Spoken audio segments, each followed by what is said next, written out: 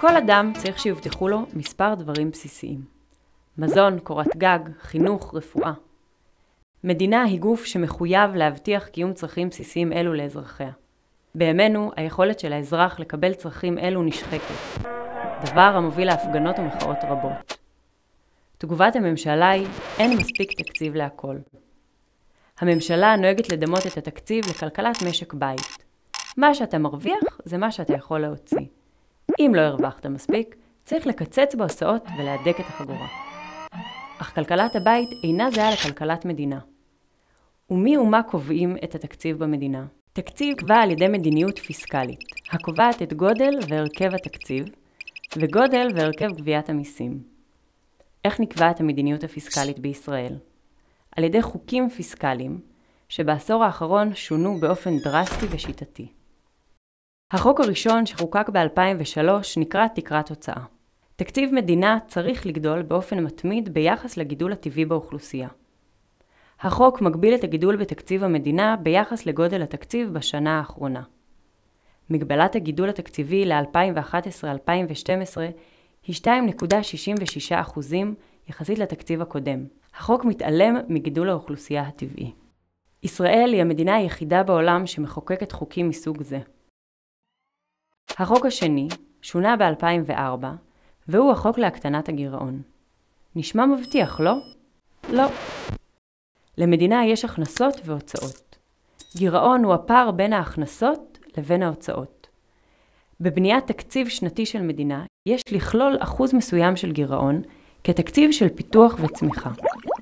הדבר דומה לעסק המשקיע בפיתוח מוצר בטרם הוא מניב הכנסות. כל מדינה מערבית מרכיבה בתקציב שלה אחוז מסוים של גירעון. לדוגמה, ב-2010 בצרפת היה גירעון של 8.6%. בישראל יש שאיפה להגיע עד שנת 2016 לגירעון של 1% בלבד. כך המדינה לא יכולה לצמוח בזכות עצמה. החוק הפיסקלי השלישי הוחמר ב-2011, והוא למעשה מתווה להורדת המיסים הישירים. הכנסת תקציב המדינה מורכב מ-95% מיסים. חשוב להבחין בין שני סוגי מיסים במשק. מס ישיר ומס עקיף. מיסים ישירים הם מיסים מדורגים, הנגבים באופן יחסי להכנסה. דוגמת מס ההכנסה.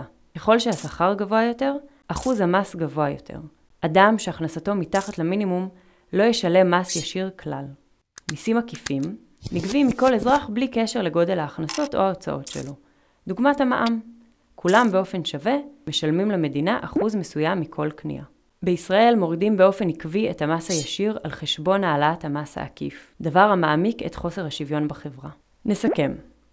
תקרת ההוצאה מגבילה את התקציב. הגירעון משנה לשנה רק קטן, ונטל המס מועמס על משלמי המיסים העקיפים, כלומר מעמד הביניים והמעמד הנמוך. כעת, כדי להגיע לרמת חיים סבירה, על האזרח להשלים את צרכיו הבסיסיים מכיסו, ולשלם על חינוך פרטי לילדיו, רפואה פרטית למשפחתו, מזון יקר, דירה. אם כך, מי נהנה מהמדיניות הזו? היא טובה למי שיש לו, או נכון יותר, למי שיש לו הרבה.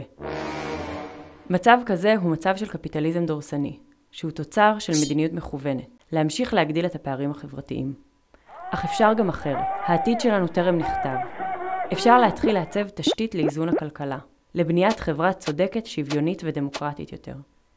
מי שיודע ומבין יכול להכריע, להשפיע, לשנות. הכל תלוי בבחירות ובמעשים שלנו. אנחנו מזמינים אתכם לקרוא את מסמך נייר הלקמוס, אינדיקטור המייצר אמות מידה לבחינת המדיניות הקיימת והצעה לשינוי השיטה הכלכלית-חברתית. חומר זה מוגש כהזמנה לדיאלוג מטעם תנועת דרור ישראל. אדוני הממון בעלי המדינה, אני לא מאמין לכם לאף מילה.